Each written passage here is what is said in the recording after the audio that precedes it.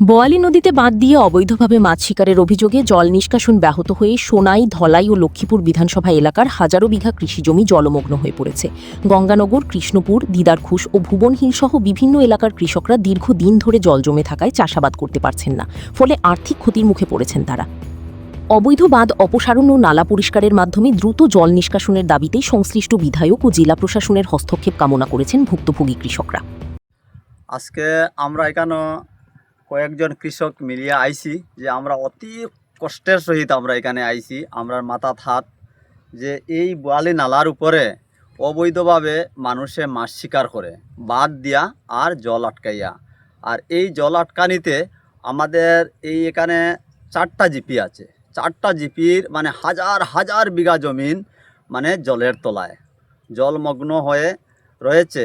তো আমি প্রশাসনের দৃষ্টি আকর্ষণ করি আমি কইয়ার যে অবৈধভাবে যারা যেন মাছ শিকার করে তারা উচিত একটা শিক্ষা দেওয়ার লাগে। আজকে যদি আমাদের এই এত অঞ্চলে যদি কৃষিক্ষেত যদি ভালো যদি না হয়, তে আমরা এরিয়া ডেভেলপ কিভাবে হবে?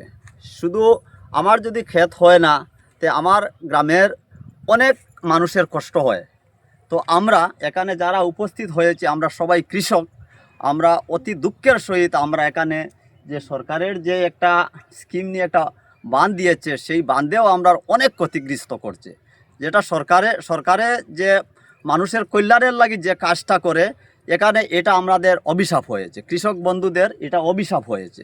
এটার লাগে আমি আমাদের এই 3টা বিধানসভার বিধায়ক আছেন, আমার চন্দ্রপ্রসাদ কুমার মহাশয়ে যেভাবে কইসুন যে 3জন বিধায়ক আছেন, 3জন বিধায়কের কাছে আমি বিনীতভাবে অনুরোধ রাখি আর যাহাতে আমাদের এই এত অঞ্চলের যেটা সমস্যা আছে, যে জমা জলের যে সমস্যা আছে, সেই সমাধান করিয়ে দেওয়ার জন্য। অবৈধভাবে মাছ ধরার বাঁধ দিয়া আপনার এদিকে দিদারপুর, গঙ্গানগর, ভুবনহিল, এরপরে আপনার কৃষ্ণপুর বিভিন্ন এলাকার প্রায় হাজার হাজার বিঘা কৃষিক্ষেত সব জলের নিচে। আজ দীর্ঘ 10-15 বছর 20 বছর এগুলা ক্ষেত হয় না। এই নালা বর্তমানে যে সুইচ গেট বইছে সরকারে, এটাও কিছু আমরা ক্ষতিগ্রস্ত করে। এরপরে অবৈধভাবে যারা মাছ ধরার যে খাঁটি দিয়া যারা নালাটারে জল অবরোধ করছে, এটা আরও বেশি ক্ষতি করছে আমরা এই এলাকার। এখন আমরা এমন সমস্যা হয়েছে, এই এলাকা ছাড়িয়ে আমরা শেষ পর্যন্ত যাওয়া লাগে নাকি জানি, ওটা আমরা চিন্তাধারা করি। আর এখান থেকে এখানে আর থাকা খাওয়ার বাঁচার অবস্থা নাই। আমরা এত অঞ্চলের মানুষ সব কৃষির উপরে নির্ভরশীল। আজ এখান থেকেই অনেক মানুষ গেছে কি আপনার আপনার মণিপুর, নাগাল্যান্ড, ত্রিপুরা, এরপরে আপনার বাঙ্গালুর, অন্ধ্র, পুনা, গোয়া, এগুলাতে গেছে কি মানুষ। এখন এখানে বাসার অবস্থা নাই, কিছু নাই, ক্ষেত গৃষ্টি নাই। যেগুলা ক্ষেত গৃষ্টি বসলো মানুষ, এটা সব জলের নিচে 15-20 দিন হয়ে গেছে।